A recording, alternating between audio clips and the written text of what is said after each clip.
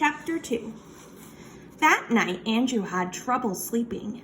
He kept thinking about Freckle juice.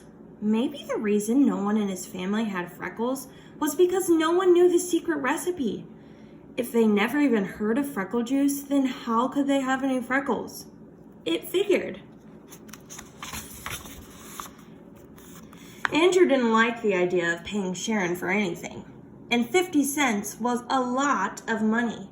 It was 5 whole weeks of his allowance. But he decided that if Sharon's recipe didn't work, he'd ask for his money back. It was easy. The next morning, Andrew turned the combination of his safe bank to just the right numbers, 4 on top and 0 on the bottom. He took out 5 dimes. He wrapped them in a tissue and stuffed the whole thing in his pocket. He didn't have time to wash his ears or neck or anything. He wanted to see Sharon before the last bell rang. "Bye, Mom," Andrew called. "Andrew Marcus, wait a minute." His mother hurried over to him. She almost tripped on her long bathrobe. The curlers in her hair scratched Andrew's face as she checked his ears and neck.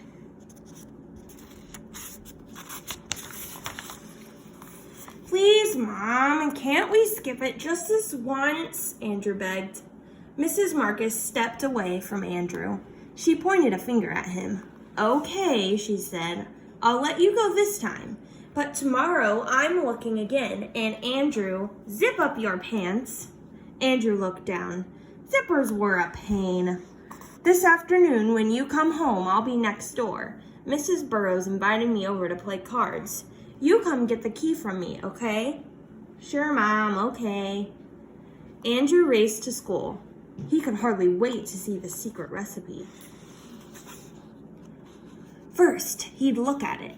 And if it didn't seem any good, he just wouldn't pay.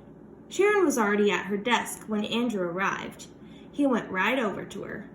"Did you bring it?" he asked. "Bring what?"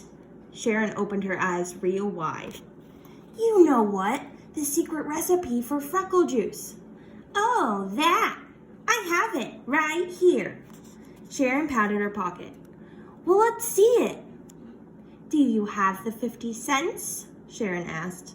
"Sure, right here." Andrew patted his pocket. "I'm not going to show it to you until you pay," Sharon said. Andrew shook his head. "Oh no, first I want to see it." "Sorry, Andrew, a deal's a deal."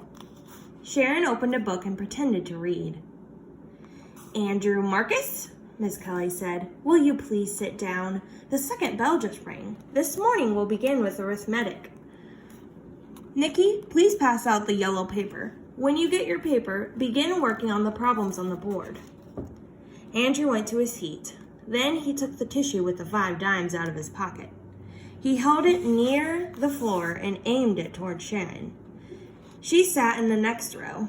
Sharon stuck out her foot and stepped on the tissue. Then she slid it over until she couldn't reach it with her hand. She bent down and picked it up. Miss Kelly didn't notice. Sharon counted the 5 dimes. Then she took a piece of folded up white paper out of her pocket and threw it to Andrew.